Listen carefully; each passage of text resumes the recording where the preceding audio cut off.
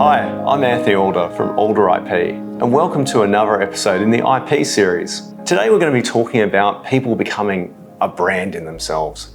So this is particularly relevant where you've got a name that's attached to a product and that the brand that you're selling is essentially your own name. This is particularly hard to protect in some cases. The main reason is that you've got to think about, well, how distinctive is your name for those products? And sometimes people have very distinctive names. Some people are lucky enough to have very distinctive names that are not likely to be confused with any other competitor in that field. But also sometimes you'll get a product or a name that is very similar to a whole lot of people, like if your surname is Smith or something like that.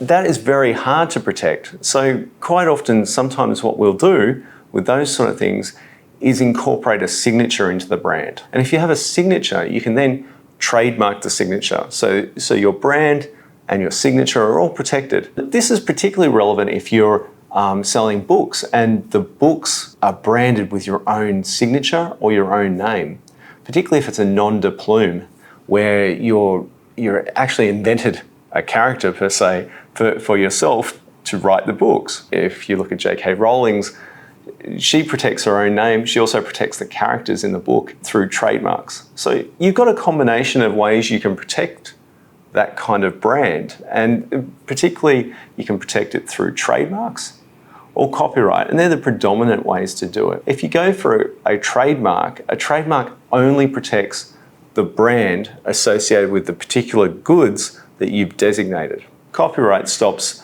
mass duplication of the item. It's very restrictive in its rights. The rights are only directed to exact duplication. Copying the brand per se might be a little bit of those. Also, the final one that you have with making yourself a brand is that you can, under Australian law, at least, you can have Australian consumer law protect you to a certain extent. And what Australian consumer law protects is it stops other people misleading or misrepresenting themselves as yourself. So in that particular case, you've got to watch out for people that are pretending to be you, making representations or making profit out of your name.